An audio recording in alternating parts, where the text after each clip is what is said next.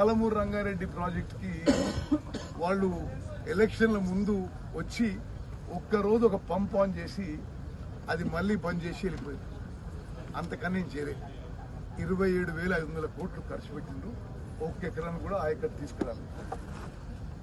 ఈ ప్రాజెక్టు కూడా ఇప్పుడు వీళ్ళు చెప్తున్నది కూడా మరి జగదీష్ రెడ్డి గారు మంత్రి ఉండి ఈ ప్రాజెక్టుకి కరెంట్ కట్ చేస్తేనే డీవాటరింగ్ చేయక పనులు ఆగిపోయినాయి. మరి వీళ్ళు సరిగ్గా పనిచేస్తుంటే ఈ ప్రాజెక్టు కూడా పూర్తి కావాలి కదా. మరి వాళ్ళు ఈ ప్రాజెక్టు వాళ్ళ హయాంలో వాళ్ళు రాకముందే మొదలుపెట్టిండ్రు. కేసీఆర్ కూడా వచ్చి కురి చేసుకుని పూర్తి చేస్తాన్నారు. 10 ఏళ్ల పాటు ఏం చేయలేదు. ఇంకేదో హెలికాప్టర్ అది అంటారు. నేనే పైలట్ని, నేనే అనేక సందర్భాల్లో అనేక విమానాలను తోలుకు తిరిగాం. మాకేం హెలికాప్టర్లో తిరగాలని షోకేం లేదు.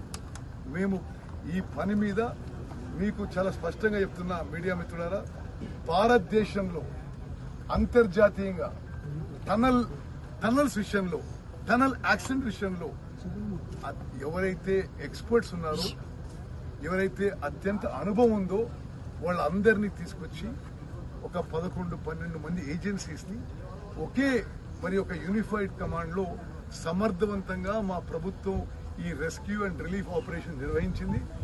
ఈ బీఆర్ఎస్ నాయకులు మాట్లాడిన మాటలన్నీ పచ్చి అబద్దాలు. అవి తీవ్రంగా ఖండిస్తారు. ఎక్కడన్నా ఆయకట్టు తీసుకొచ్చిండ్రా?